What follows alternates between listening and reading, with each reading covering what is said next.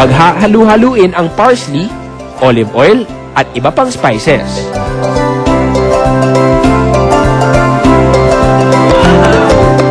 Gagawing toppings ang pinaghalo-halong sangkap.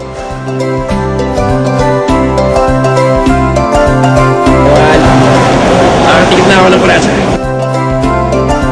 Dahil taong 2000 nang maimbento ang putahing ito, tinawag nila itong Millennium Crab.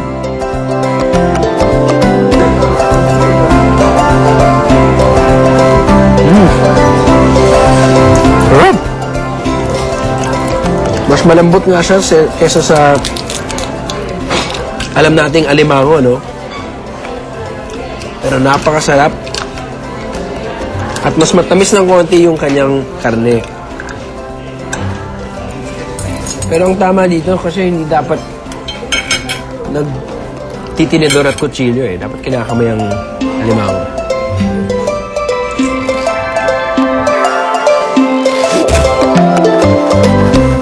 Sa aming pagbabalik, likas nga ba sa ating mga Pinoy ang crab mentality? And the winner is Reporter's Notebook.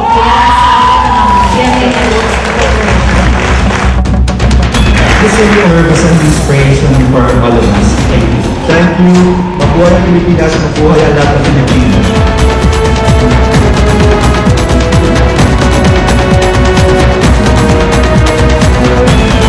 Very special. 20 taon ng tindero ng alimango si Mang Alberto. Kaya naman kabisado na raw niya ang ugali ng mga ito. Oras na tanggalan mo raw ng tali ang kanilang mga sipit. Siguradong rumble. Pag masipit siya ng isa, halimbawa nasipit yung isa, susipitin na siya ng kalaban niya. Kaya bandang huli parang nagkalaban na silang dalawa. May pagkamakasarili rin daw ang mga alimango kapag pagtakas na sa banyera ang usapan. Solo-solo lang sila lumabas ng banyera, pa isa-isa lang yan. Pa-kanya-kanya sila gapang kung saan sila pupunta. Ang ganitong eksena ang pinagmulan ng masamang ugali na tinatawag nilang crab mentality.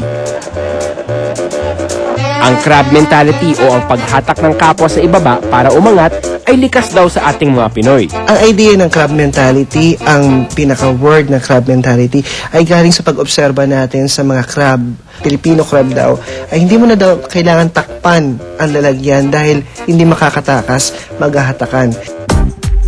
Nagsimula raw ang kaisipang ito nang sakupin tayo ng mga dayuhan. Dahil sa hirap ng buhay, umiral daw ang prinsipyong matira ang matibay. It started nung panahon na dumating ang mga Amerikano, sumunod ay mga Hapon. That was a great transition. So in order to survive in that situation, kailangan ng mga Pilipino maging competitive. Pero para sa call center agent na si David, hindi niya tunay na pangalan, buhay pa rin ang crab mentality hanggang ngayon. Biktima raw kasi siya ng negatibong kaisipang ito. Dahil daw sa napunan ng kanyang mga kliyente ang kanyang galing sa trabaho, may mga kasamahan siyang hindi natuwa at hindi siya tinantanan ng paninira. Madami silang ginawang mga pandaraya para lang umangat sila. Para sila yung mapansin, para sila yung mabigyan ng recognition, para sila yung mabigyan ng pagkakataon na makita yung performance nila at my expense. Dahil sa hindi na niya nakayanan ng ganitong kalakaran, napilitan siyang mag-resign sa kanyang pinapasukan.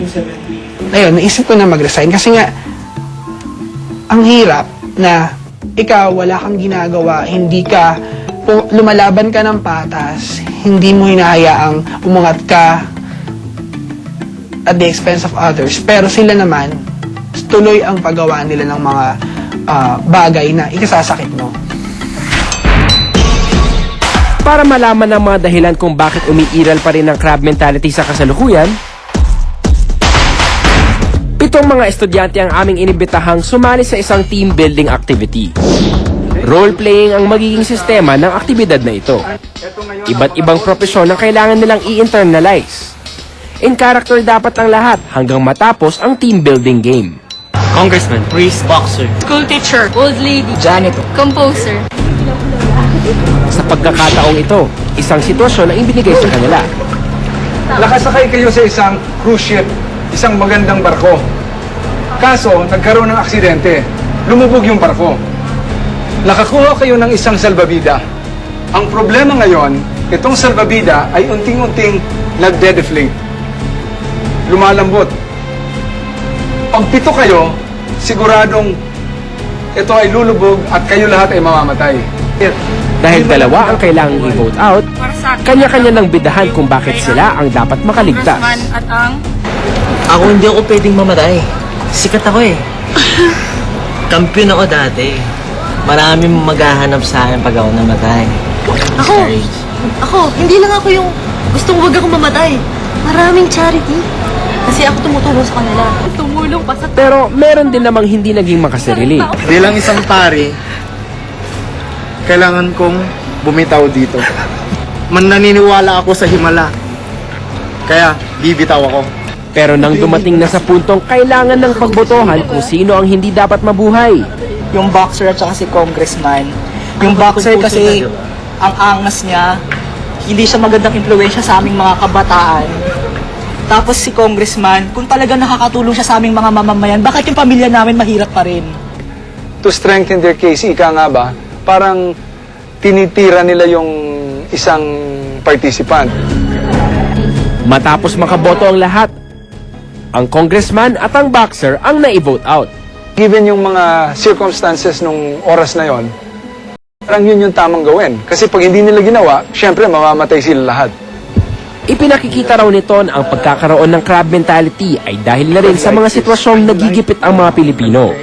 Sa totoong buhay, kahirapan daw ang sitwasyong maihahalin tulad dito. Ang crab mentality ay hindi isang pag-uugaling Pinoy na ito ay dumadaloy na talaga sa ating kultura. Ang crab mentality ay nangyari sa atin dahil there was a pressing need. Na iba sa inyo ay medyo kumampit. Sa kabilang banda, isang positibong ugali pa rin daw ang makikita rito. Ang crab mentality ay nasa ilalim at tinatawag nating competitiveness. Filipinos are very competitive. Kaya imbes na isipin ang negatibong ugali ng paghahatakan pababa, isipin na ito ay ginagawa para ang lahat ay umangat. Ang kapit alimango hindi kapit upang ibaba ang kapwa. Ang sa katunayan po, ang kapit alimango ay sigaw ng damdaming Pilipino nagsasabi, dalhin mo naman kami dahil kayo umuunlad. Huwag mo kaming iiwan.